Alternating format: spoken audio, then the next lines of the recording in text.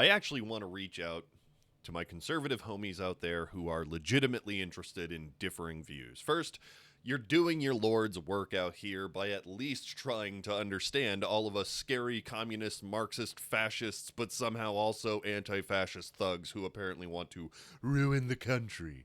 And while nothing could be further from the truth, I get it. If that's all I ever heard, I'd be wary too, so your presence here with me is actually appreciated. Genuinely, welcome. I really want to talk to anyone and everyone who's willing to listen, but before we dig into anything heavy, let me set the stage. In this installment, I'm going to be blunt but fair.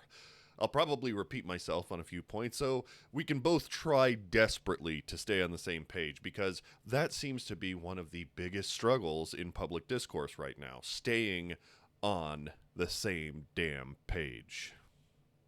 With all of that said, let's go back through Donald Trump's campaign promises, what he said, what people believed, and where we are now. I'm not here to dunk. I'm here to show you the contradictions as clearly as possible. I'll even try to steel man the other side when I can, because if you voted for him, you deserve the respect of a full explanation, not just memes and mockery. Haha, yes, the myth of the peace president. Remember when Trump was marketed as the president of peace? Ukraine is still at war. The Middle East is a smoldering power vacuum.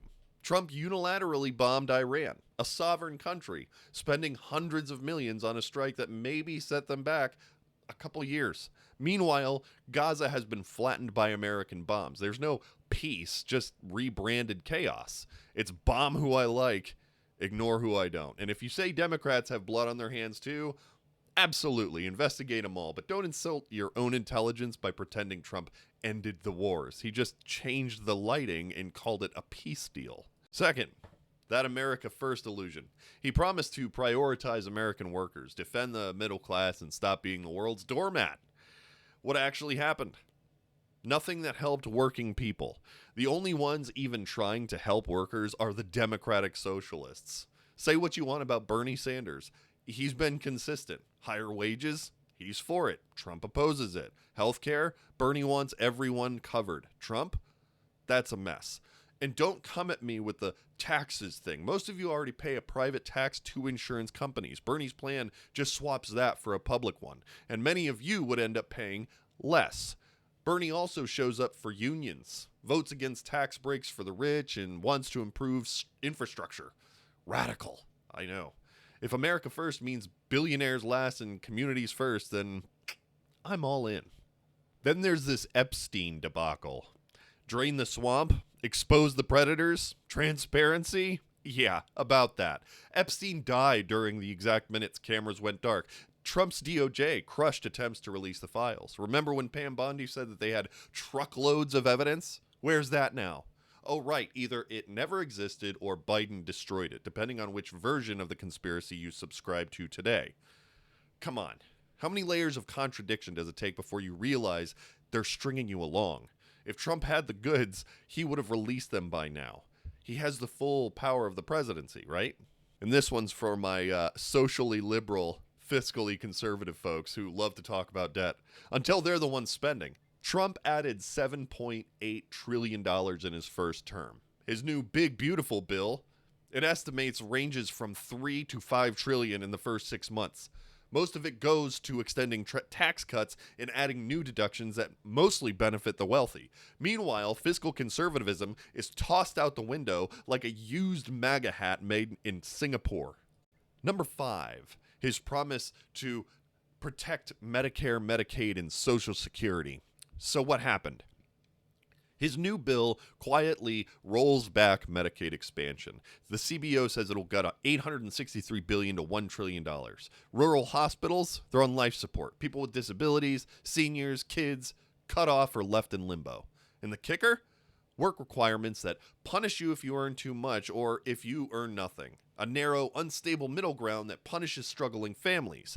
It's cruel and confusing by design. This could cause the loss of 1.2 million jobs in healthcare and food service alone. It's a gut punch to the very Americans who trusted him the most. Next is this no tax on tip and overtime lie. It sounded great, but in reality, it's a deduction. It's not a full exemption. You still pay payroll taxes. It only affects federal income tax, and only if you make under $150,000 individually, which begs the question, who's out there earning six figures on tips? This cap doesn't protect anything. It's a political window dressing. Oh, and if you live in Florida, Texas, Tennessee, or other no-income states, it doesn't do anything for you.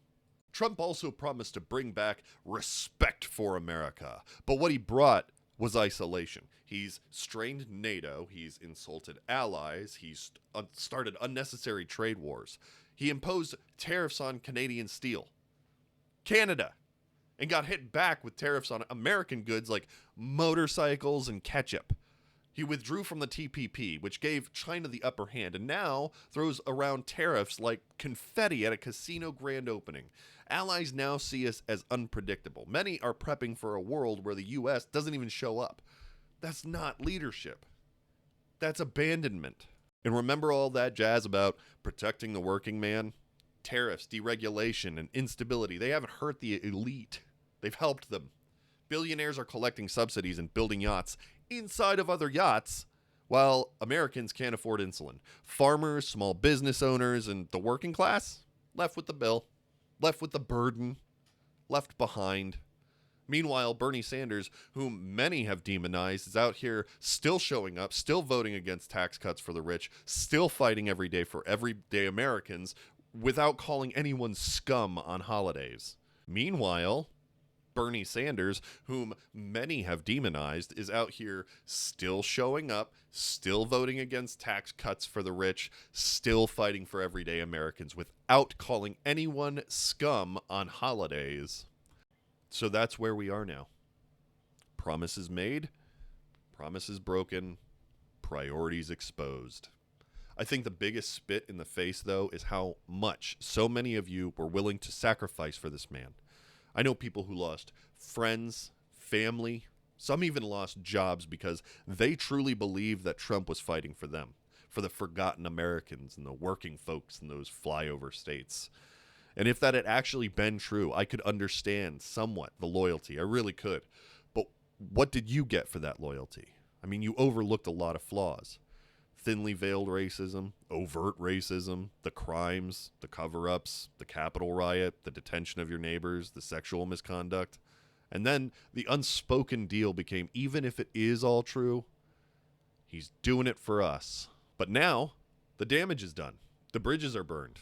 And the people in your life, your coworkers, your friends, some of your own kids, they now know what you are willing to excuse for a paycheck that might be 2% higher than it was a decade ago. He forced you to declare in public and in private that you'd condone anything as long as you thought it might help you. He's enriched his friends. He's fleeced your retirement.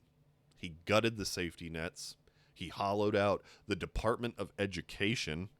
And after this hurricane season, you'll probably be waving goodbye to NOAA and the other systems that are designed to keep you and your family safe when the entire world goes sideways.